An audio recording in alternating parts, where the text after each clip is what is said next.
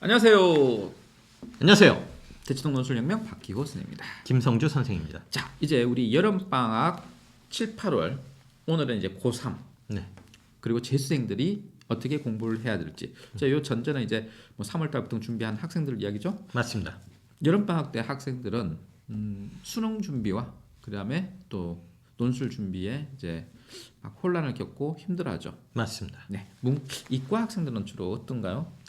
일단 이과 학생들은 6월 모평을 본 이후에 본격적으로 이제 자기 진로를 구체적으로 잡기 때문에 그 전까지는 이제 다들 비슷하게 준비를 하거든요. 그래서 7, 8월은 정말 중요한 시기라고 할 수 있어요. 일단 수능을 준비하는 학생의 경우에도 6월에 나온 성적을 보고 자기가 마지막으로 전체를 점검할 수 있는 기간이 7, 8월이에요.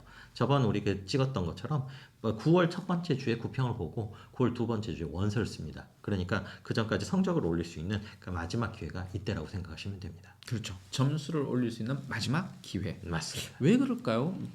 학생들이 이렇게 생각합니다. 6평 치고 9평 때는 점수를 한 등급씩 올릴 거다. 9평 치고 수능 때는 또 한 등급씩 올릴 것이다. 가능한 얘기인데요. 음. 현실적인 얘기는 아니에요. 아, 가능한 건 6평을 치고 9평의 성적이 올라가는 것은 흔히 일어나는 일인데 네. 9평에서 11월 수능에서 성적이 올라가는 경우는 생각보다 더 흔하지는 않습니다. 그 내피셜이라고 하죠. 거의 뭐 희망 회로. 있죠. 예. 네, 희망 회로를 돌리는 거죠. 그다지 고려할 수 없고 그 다음에 9월에 원서를 쓸 때 내 희망에 의해서 원서를 쓰면 정말 난리가 나는 경우가 있어요. 냉정하게 우리가 원서를 써야 되는데 그 기준은 9평이 될 수밖에 없습니다. 자, 그래서 7, 8월 달에 우리 대수생들 그리고 고3 학생들이 열심히 공부를 하지만 사실 점수 올릴 수 있는 기회는 이게 마지막인데 공부량이 얼마 되지 않을 거다. 저는 그렇게 생각합니다. 공부량이 실제로 얼마 되지 않습니다. 왜냐하면 3월부터 혹은 조금 빠른 친구들은 1월부터 공부를 해왔을 텐데 똑똑한 친구라면 현명한 친구라면 1월부터 공부를 했겠죠. 벌써 6개월, 7개월 막 이렇게 수업을 준비를 하고 노력을 하고 난 다음에 사실은 에너지가 떨어지는 시기예요. 그 다음에 날씨도 덥고 체력적으로 한정이 오고 그래서 이과의 경우에는 7, 8월을 지나면서 성적 변화가 생각보다 많이 생기는데 학생이 잘해서 성적이 오른다라기보다는 본격적으로 떨어져 나가는 학생이 이때부터라서 이때 이후에 잘 버티면 실제적으로 성적이 올라갑니다. 아, 그럼 이제 여름방학은 버티기 전략. 맞습니다. 지금까지 해온 것을 완전히 유지해야 됩니다. 버티면 이긴다. 버티면 이깁니다. 그거 확실해요. 좀 체력이 엄청 좋아야 되고 동시에 정신력. 멘탈이 강해야 돼요. 멘탈 관리가 된 학생들이 이기겠네요. 그렇죠.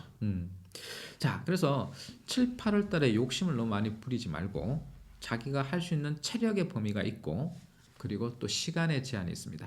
보통 여름방학이 됐으니까 학부형들은 어떻게 생각하시냐면 야, 학교도 안 가니까 이때 더 집중적으로. 아침부터 저녁까지 그냥 쏟아부으면 되는 거 아니냐. 뭐 학원 스케줄 뺑뺑뺑 돌리죠. 뺑뺑 돌립니다. 자, 근데 그게 사람은 로봇이 아니죠. 맞아요. 기계가 아니라서 기계도 그렇게 돌리면 고장 나죠. 근데 사람은 멘탈이 나가버립니다. 먼저. 자, 그리고 자기가 막 한 달 동안 뺑뺑이 돌렸어요. 돌았는데 공부량이 생각보다 많지 않습니다. 실력도 오르지 않습니다. 그럼 이제 완전히 낙다운 되죠. 네, 그러면서 떨어져 나가는 거예요. 그래서 욕심을 버려라. 네, 욕심을 버리고 해오던 것을 고치지 마라. 그리고 7, 8월 달에는 현실적인 수능 체제 전략을 써야 된다. 이미 다 끝난 거다. 7, 8월 달 되면요, 우리가 딱 6평 결과가 나왔고 그리고 9평 때까지 불과 남은 건 거의 한 달 반에서 두 달밖에 안 돼요. 그죠? 2달이죠. 네. 그러면 이제 두 달, 7월, 8월 두 달이라고 치고 두 달 동안 뭘 할 수 있을까요? 일단 자기가 6개월 동안 공부해온 것을 전부 정리해야 됩니다. 정리하는 기간. 그렇죠. 재수생 학원의 경우에는 보통 7, 8월이 세 번째 순환을 도는 시기예요. 그렇죠. 3순환 돌기 시작하죠. 네. 제 학생도 동일하게 해야 됩니다. 근데 제 학생들은 그렇지 않죠. 그때 2순환 돕니다.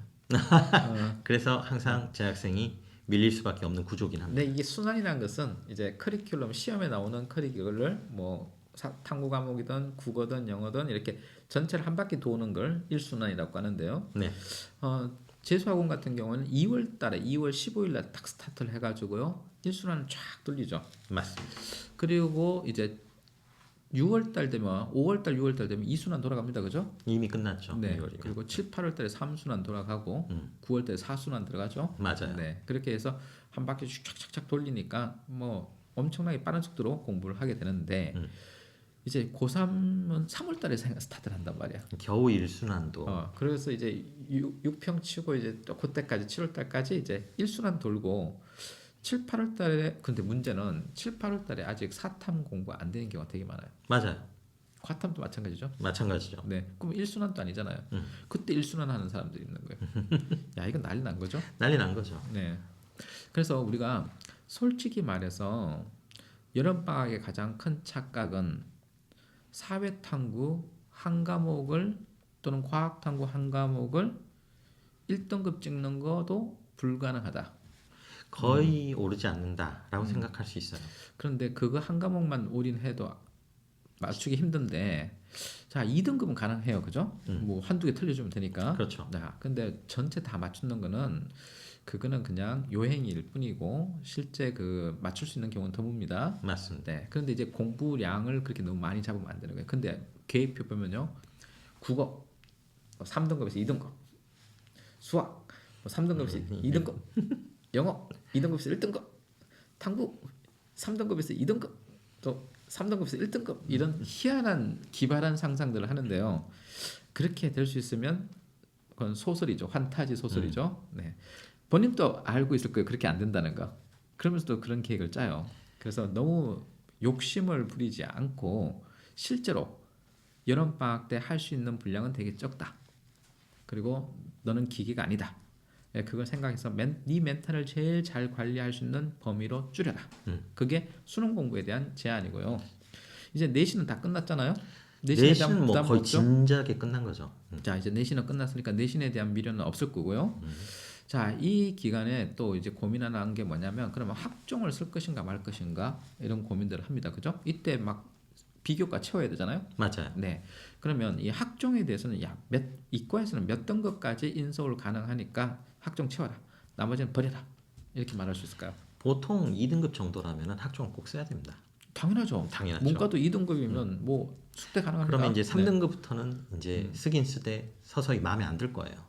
뭐 숭실대까지 내려갑니다. 이제 쭉쭉 내려가야 되죠. 방국대도 내려갑니다. 네. 그리고 그 바깥은 생각할 필요가 아예 없습니다. 4등급 되면요 이미 끝났는데 인서울은 아예 불가능해요. 왜 비교과 붙잡고 있을까요? 봉사 챙기고 있을까요? 쓰지 않을 전형의 경우에는 과감하게 이땐 정리해야 됩니다. 네. 어쩔 수 없어요. 그래서 여름 방학 때는 불필요한 전형은 그러니까 자기가 가지 말아야 될 길은 빨리 접어라. 맞습니다. 네. 선택과 집중이 절실하다. 그리고 이 학습 계획을 잡는 것 자체도 사실은 자기가 얼마나 할 수 있는지 모르는 학생은 이상한 계획을 세워요. 그 얘기는 무슨 얘기냐면 3월부터 6월까지 꾸준히 공부를 해서 자기가 어느 정도의 학습 능력이 있는지 아는 학생만이 7, 8월을 또 예쁘게 잘 꾸릴 수 있다는 얘기가 돼버립니다. 그럼 이제 7, 8월 달에 논술 얘기 가볼까요? 네. 논술은 어떤가요? 일단 5월, 6월에 모의고사를 다 보면서 자연계의 경우에는 7, 8월은 이제 전체를 아우르는 파이널로 들어가기 시작합니다. 근데 이미 그때 파이널 들어가잖아요. 네. 7, 8월 달에. 근데 논술은 7, 8월 때 제일 많이 시작해요. 생초자가 7, 8월 때 제일 많이 들어와요. 6월 끝나고 많이 시작하죠. 네. 6월 달에 들어오면 다행인데 6월 달에 뭐냐면 기말고사 보고 오겠어요. 그러면 이제 방학이죠. 네, 그럼 7월 중순에 옵니다. 7월 중순에 들어오면 제일 빨리 들어오는 겁니다. 7월 말쯤 들어옵니다. 들어와서 논술 처음 해요. 근데 우리는 뭐 하고 있어요? 파이널 하고 있어요. 파이널 하고 있어요. 이게 무슨 의미인가요? 하는 걸 생각해 봐야 되는데요. 이런 느낌이에요. 자, 사회탐구 예를 들면요. 기본 이론을 1, 2월 때 나가잖아요. 그렇죠. 그럼 7, 8월 달 되면 문제풀이만 하고 있을 거 아니에요. 그러면 논술을 기본 이론을 배우지 않고 그냥 문제로 쑥 들어와서 문제풀이만 듣겠다고 앉아 있는 거죠. 잘 풀까요? 굉장히 힘들죠. 자, 그럼 수학은 어떨까요? 수학의 경우에도 마찬가지예요. 7, 8월에 이미 수업을 들어왔을 때 처음에 수업에 막 들어온 학생들의 경우에는 옆에 있는 친구하고 너무 비교가 될 거예요. 그래서 많이 힘들어합니다.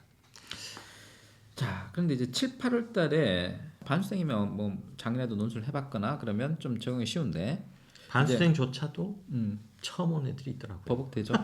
그런데 고3이다 여름방학 때 시작한다. 그럼 이거는 되게 무모한데요. 그래도 합격하는 친구들은 있습니다. 있습니다. 네, 그럼 7, 8월 달에 뒤늦게라도 결심하고 들어왔을 경우 합격하기 위해서는 어떻게 해야 되나요? 이과에서는? 자연계에서는 일단 문제의 스타일에 적응하기를 학생들에게 많이 요구해요. 이게 수능과 스타일이 워낙 다르다 보니까 다른 스타일에 어느 정도 적응하는 힘이 있는 학생은 생각보다도 빨리 쫓아옵니다. 새로운 스타일이 너무 버거워하는, 그러니까 새로운 것만 나오면 일단 힘들어하는 그런 학생들의 경우에는 정말 힘든 여름 보내게 되겠죠. 그래서 그런 경우에는 이제 보충적으로 기본 강의들을 따로 들을 수 있게 그렇게 준비를 해줍니다. 네. 자, 이제 문과는 이과랑 조금 다른 게 논술 준비 기간이 길어요. 네. 상당히 깁니다. 그래서 1월 달에 스타트하거나 3월 달에 스타트하는 애들 따라가기가 7월 때는 되게 힘드는데요. 이런 느낌에 완전 날비랑 느낌에 애가 딱 7, 8월 때 들어왔어요. 글 쓰라 그러면 어떻게 써야 되는지 몰라요. 벙쪄 있죠. 네. 뭐 요약도 하는 방법을 몰라요. 근데 이미 옆에 애들은 쓰기 시작해요. 이제 멘탈이 나가죠. 근데 앞에 이제 이론 파트가 있을 거 아니에요. 그 이론 파트를 들어야 되는데 이제 인강으로 듣습니다. 보통 그렇게 얘기해요. 그럼 이제 공부 분량이 어떻게 돼요? 2배가 되는. 그렇죠. 그걸 못 견디는 거예요. 아, 수능도 해야 되는데 논술도 이만큼 해야 돼? 그러면 가장 7월 달에 들어오는 학생들은 어떠냐면 7월 중순에 딱 들어와서 여름 때까지요. 8월 달까지 딱 한 달 합니다. 논술학원에서 한 3번, 4번 수업 들어요. 그리고 조용히 사라집니다. 조용히 사라져요. 사라지고는 왜 사라졌냐? 보면 논술이 너무 어려워요. 이렇게 많이 해야 될 줄 몰랐어요. 그럽니다. 그리고 이렇게 노력할 바에는 수능하는 게 낫겠습니다. 그리고 구평이 있잖아요. 그래서 구평 준비들 몰입합니다. 네. 그리고 구평 칩니다. 그리고 또 오죠. 또 나타납니다. 이 6평이 안 되는 학생이 9평이 안 되는 경우가 너무 흔하기 때문에 같은 일이 반복되는 수가 흔합니다. 네. 그래서 7월 달에 나타나면 앞에 기본 이론 파트를 차분하게 들으라. 그때도 늦지 않았다. 기본 이론이 돼 있어야 응용을 할 수 있다. 그렇죠. 문제를 풀 수 있다. 그래서 딥닷 이때 들어오면 다급한 게 뭐냐면 선생님 저는 성균관대 갈래요. 그러면서 성균관대 문제만 풀래요. 아, 비추입니다. 근데 학부형도 그래요. 내가 이거 어디서 이런 헛소리를 듣고 와가지고 이렇게 어디서 그런 뜬금없는 소리를 듣고 와서 이렇게 하시지? 뭐 이런 느낌이에요. 왜냐하면 성균관대 원서 못 씁니다. 내가 그래도 고집을 피웁니다. 그러니까 이건 희망사항이고요. 희망회로를 백날 돌려봤자 소용없고 이제 현실적으로 이 가능한 걸 먼저 따져보고 그리고 이 기본 이론 안 된 상태에서 문제 풀어봤자 소용없습니다. 그대로 나온다는 보장이 없거든요. 절대로 기출 문제는 다시 나오지 않습니다. 6평이 끝나고 나면 많은 선생님들 입에서 이 현실적이라는 단어를 매일 듣게 될 거예요. 현실적 뼈 때리는 말이죠. 뼈 때리는 말이죠. 정말. 네. 가능성을 선생님이 얘기하면 이상한 얘기입니다. 학생은 맨날 그 얘기 하겠지만 학생은 가능성을 이야기하죠. 선생님 저 그렇죠. 가능성 있어요. 그런데 우리 상담할 때 잘 안 될 겁니다. 이렇게 말하면요. 선생님 왜 애의 재능을 무시하는 거예요? 애의 잠재력을 무시하시는 거예요? 뭐 이렇게 이야기해요. 당황스럽죠. 네. 그렇다고 이제 또 거기 호응해주면 가능합니다. 그럼 나중에 이제 사기꾼이 돼 있죠. 재수하라고 부추긴 꼴밖에 안 되죠. 네. 그래서 현실을 이야기해줄 수밖에 없습니다. 맞습니다. 자, 그래서 이제 고3 결론적으로 어떻게 알아? 여름방학 고3 여름방학 때 네, 정리를 좀 잘 하는데 신경을 써야 되고 자기 자신에 맞는 공부 계획을 세워서 꾸준히 밀어서 유지를 좀 잘해라 이런 것이 되겠죠. 문과의 경우 이론 수업이 굉장히 중요하니까 늦지 않았다. 그래서 기본 파트에 가서 인강이라도 열심히 듣고 쫓아와라. 안 되면 과외라도 해라. 과외 선생님 붙여줄 수 있다. 근데 이제 보통 이제 이 과외에 대한 이슈가 7, 8월 때 제일 많이 발생해요. 제일 많이 발생하는데 안타까운 건 뭐냐면 비전문가들한테 과외를 받고 있어요. 대학생들한테 어이가 없는 일이 발생해요. 네. 자, 그 이야기는 우리 다음 편에 따로 얘기해서 골라서 하면 될 것 같아요. 자, 오늘은 그러면 여기까지 여름방학 고3 질생 어떻게 공부하라 이렇게 이야기해줬습니다. 고맙습니다. 감사합니다.